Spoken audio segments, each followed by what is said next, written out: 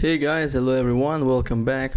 This is International Master Asaf Givon here, and today we're going to be dealing with some openings. More specifically, I wanted to present you with an opening repertoire against the French defense from White's perspective. The French defense for e4 players tends to be a very annoying opening to deal with after the moves e4 and e6. Many people struggle with White to prove anything against the French defense. It's considered to be a very solid opening for Black. So in this video, I'm going to be presenting once again an opening repertoire in the boundaries of the length of this video, starting with the move d4, d5, and in this position, my recommended move, especially for quick time controls games and for club players, instead of the more popular moves such as knight c3 or knight d2 or e5, I'm going to be recommending this very little studied move, bishop to d3. In itself, not a very surprising move, very logical move. White's developing a piece, defending the pawn which is under attack. Nothing so special in itself about this move.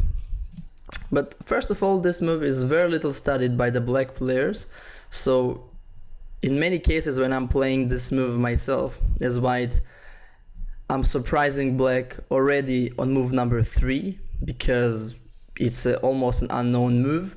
Most of them spend most of their time preparing against the other moves which are far more popular. So when you play the move such as bishop d3, you already kind of put them a little bit off balance. Perhaps even you force them to think on their own. You get them out of their comfort zone. And also, this is a very poisonous move which contains a lot of little nuances and traps that you can try to count on when you play against Black. So first of all, in this position, let's count the amount of options, the logical options that Black has. Basically, Black can play any logical French defense type of move. So that would be either knight f6, d takes c4, or c5. These are the three most frequently occurring moves in a practical game. Other moves have also been played, but have been very, very seldomly seen and are, in my opinion, much less logical than those three options, which are basically against every line in the French defense. These are Black's options, so it's not an exception here. So let's start one by one covering those moves. Let's start with the move c5. Very, very logical move. Black is using the opportunity to attack White's center. A very typical move in the French defense. Also attacking our undefended pawn on d4. In this case, we are going to take the pawn on d5 and present Black with a very difficult question of how to recapture the pawn on d5, or even he can consider taking the pawn on d4. Taking the pawn on d4 is considered to be a bad move because here White can simply take on e6, play knight f3, and start targeting this pawn on d4. Actually, right now, it's actually a threat to take on d4. For example, if Black plays a logical move such as knight f6, White can take on d4. If queen takes d4, there is this very well-known tactical idea of the discovered attack, and White wins the queen. And basically, even if Black tries to defend this pawn, White's plan always revolves around trying to put pressure on it, perhaps moving that bishop away, perhaps maneuvering the knight to b3, and White enjoys a very pleasant game. So c takes d4 is considered to be a bad move. The second move, which I'm going to be presenting you, is actually a very, very tempting move, which I've been facing a lot of times, is the move queen takes d5. This is especially tempting move since it hits the pawn on g2 and the pawn on d4, both of which are undefended, so it looks like Black is about to win material. But at this position we have prepared a nice little surprise for them. we are going now to play the move knight to c3, developing the knight, attacking his queen, and presenting him with the option of which of our pawns should he capture. The most obvious and the most tempting move would be queen takes g2, hitting our rook. Looks like black is actually completely winning, but it turns out that after bishop e4, all of a sudden his queen is trapped. Amazingly, black is already losing on move number 6. If they don't fall for this, they should take the pawn on d4, after which white is going to have a lot of initiative, a lot of compensation for the pawn because of his much superior development. He can play the simple move knight to f3 followed by short castles, which is fine, but even more concrete is the move knight to b5, threatening both the queen and the square on c7, after which black is already in quite a lot of troubles. For example, queen d8 is being met with bishop f4, another developing move with a tempo, threatening knight c7 check. Black has to play knight to a6, and white here can play queen e2, followed by long castles with some pressure on the black queen. This is actually an idea that is going to be reoccurring in these type of positions. In a lot of these variations, white is going to be aiming to castle long and go for some quick attack in the center. Keep that in mind. By castling long, we are accelerating the development of our pieces, and we can immediately pose some tactical problems to our opponent, especially when the d file is opened up. So queen takes d5 is already a dubious move. So after e takes d5, we saw that c takes d4 is not a very good move. Queen takes d5 also leads to some problems for black.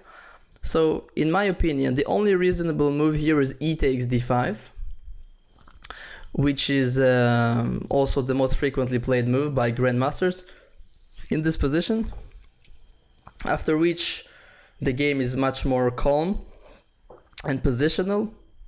White has two options. I'm going to be recommending the move d takes c5, which I believe is the most convenient and comfortable move to play in a practical game, because after this we basically going to be presenting him with the isolated pawn on d5, which we will try to put pressure against in the long run. And white's development here is extremely smooth and easy.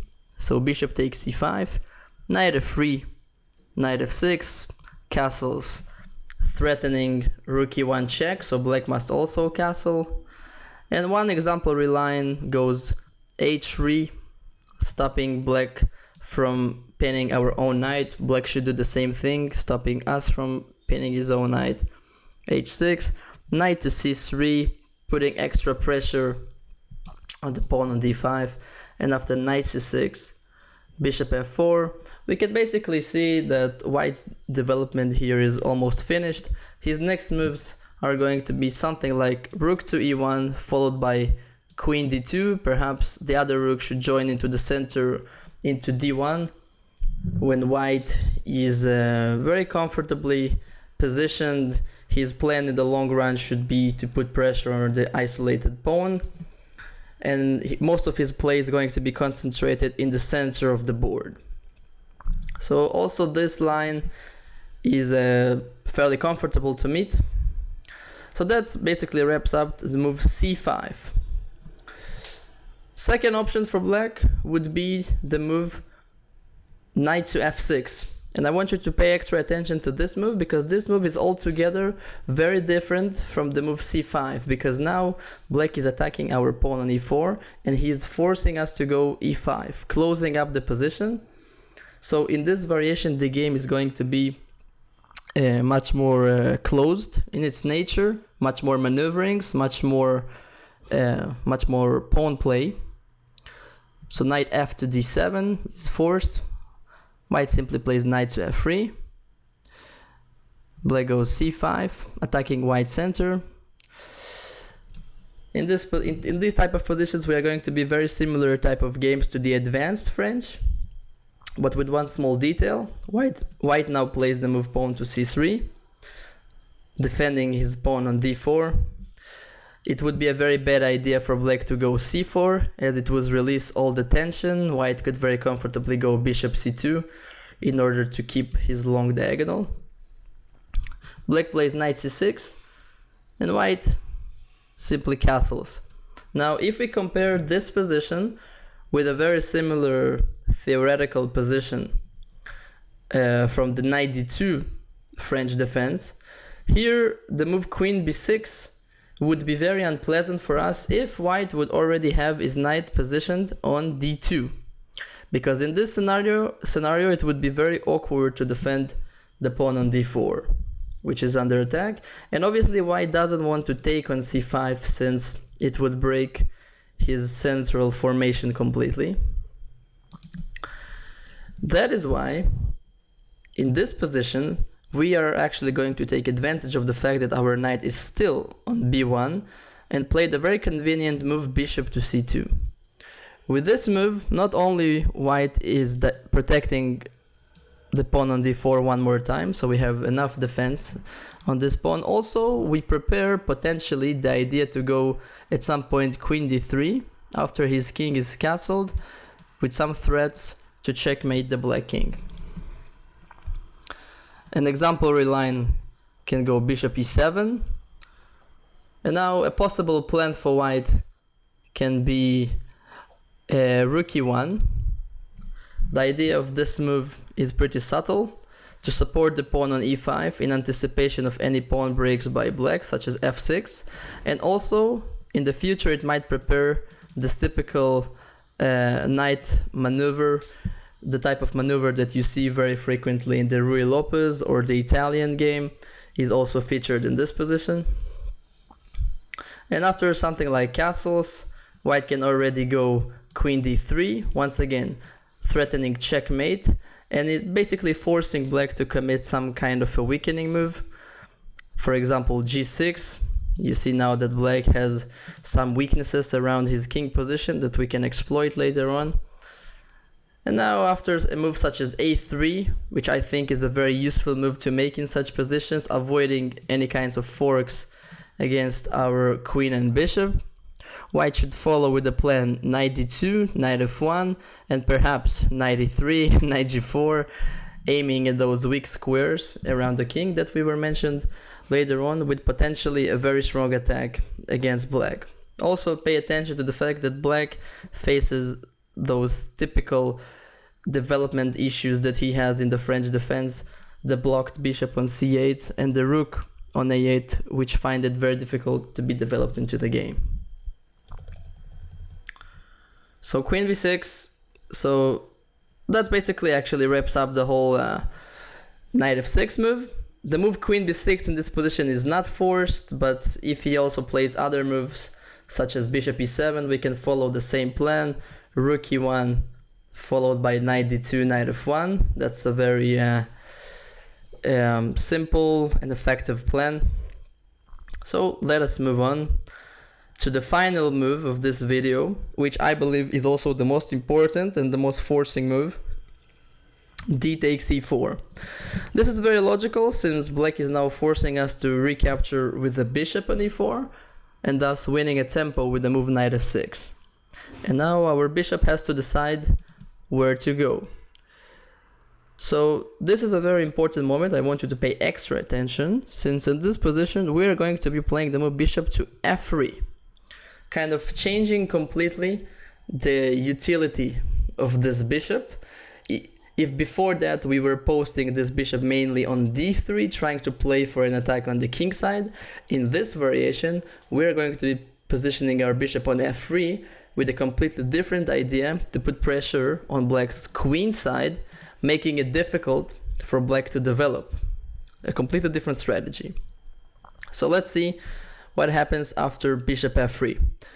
Black's most principled and also strongest move in this position is c5, immediately attacking white center. Once again, like in other lines, black should immediately attack white center before he can consolidate his position.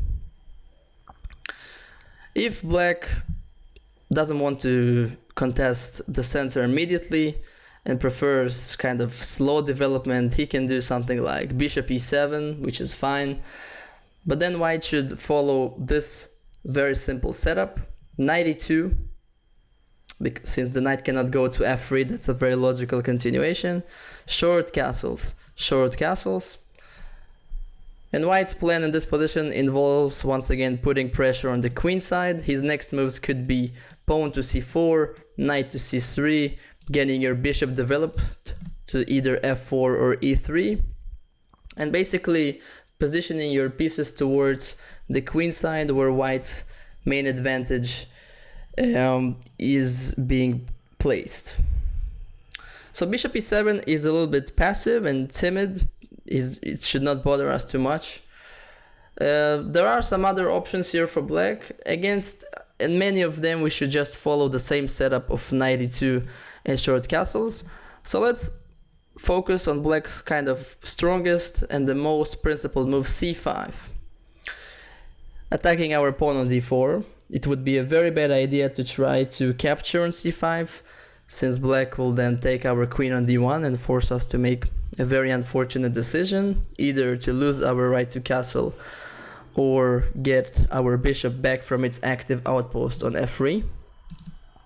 So white follows his plan with knight to e2. Black plays knight to c6. Please pay attention that if at any point black decides to take the pawn on d4, we always aim to recapture with our queen in order to once again accelerate our development of pieces, potentially aiming to castle long. As I've mentioned earlier, very often we aim to castle long in these positions, especially when the d file gets opened up. Black plays knight to c6, putting even more pressure on the pawn on d4, and white defends the pawn on d4 with the developing move bishop to e3. Here we have a fairly important crossroads. Black has a couple of options. A move which is very tempting, and also a move that I've been facing fairly frequently myself in practice, is knight to d5. Trying to eliminate, deprive basically white's bishop pair. But this move is being met with a very concrete and tactical line. We are now going to be giving away our strong bishop on d5. Black is forced to take with the queen, as the move e takes d5 just loses the pawn for no compensation after d takes e5. And now, very similarly to the line that we have already seen before, when you see a black queen on d5, in these lines you always play knight to c3. We are not going to be trying to defend this pawn, because if black now takes that pawn, white plays rook g1. The black queen here is actually not going to be trapped, but she's going to be extremely missing on the queen side. So for example, if black takes another pawn on h2, white can play bishop to f4, followed by knight to b5, and already you can see that the threat of knight c7 is basically unstoppable. Black is already losing. So knight d5 seems like a tempting move, which you also might face fairly frequently in practice, but is objectively dubious. Another move, which is, I believe, also fairly principled and being played against me and other players, is e5, trying to strike in the center immediately, trying to take advantage of the fact that white doesn't have a knight on f3 like he usually has. So he basically has less control over e5. So we should accept the opportunity to win a pawn. D takes e5. Unfortunately, we will have to lose our right to castle. Queen takes d1, king takes d1, knight g4. And in this position, white is temporarily a pawn up, probably not for very long, but also you see that black's structure is fairly compromised here. We should play here the move knight to d2, just continuing our development, perhaps aiming to one of these squares in the future. And after black recaptures our pawn on e5, we can play rook e1 with some ideas of discovered attacks against the black king. where black is, let's say, not fully comfortable in this position. This is regarding the move e5. And finally, the most important move, c takes d4. Now it's time to cover that move. Knight takes d4. Once again, if black takes on d4, like I mentioned earlier, we always should be aiming to take with the queen on d4, with the idea to castle long very quickly. After which, I want you to take a look at this position very briefly, because this type of position, which might look equal or kind of drawish in first glance, because there are no queens and no pawns in the center, is actually what I consider to be almost a losing position for black, since it's nearly impossible to develop these pieces properly into the game because of the immense pressure that those bishops create on the queen side. This is a very good illustrative position to our repertoire, so black should definitely avoid that. Black should play this clever move knight to e5 here, with the idea perhaps to take on f3 and deprive white of his bishop pair and also eliminate that dangerous bishop. We should continue our development with knight to c3, after which it would be definitely a mistake for black to take on f3 immediately, because then we can once again take with the queen and go very quick with the move long castle. For example, bishop b4 looks tempting, but after the move long castles, all of a sudden the black queen is under some pressure and black is facing troubles. So the right thing to do for black is to make a useful waiting move. For example, bishop to e7, developing another piece. White really wants to castle long in this position, so he still should go queen to e2, after which now black can take on f3. Queen takes f3, which is basically the same position as we saw before, only with the difference that black has one more tempo, which means that he can now safely castle his king. White follows his plan with long castling, and this is one of the most important type of positions that we are going to be seeing when we will play bishop d3. So white has lost his bishop pair. He's not too sad about it, because black's bishops at the moment are not being very active. Also, white has this unpleasant pressure in the center against black's queen, so black is now forced to move his queen once again. And white's plan is to push his pawns on the king side, very similarly to the Sicilian defense, for example. And his prospects of a successful attack here are very good. In practical games, white had a lot of nice victories in this position. To the more attentive viewers of this video, I'm recommending watching some games by Grandmaster Vladimir Onischuk in the database from this position to get a better idea of how white can attack in such positions. So this wraps this video up. We covered all of black's options after the move bishop to d3, knight f6, c5, and d takes d4. Hope that you enjoyed this introduction to the bishop d3 French, and hope you to have a lot of successful games with it. See you guys. Take care. Bye bye.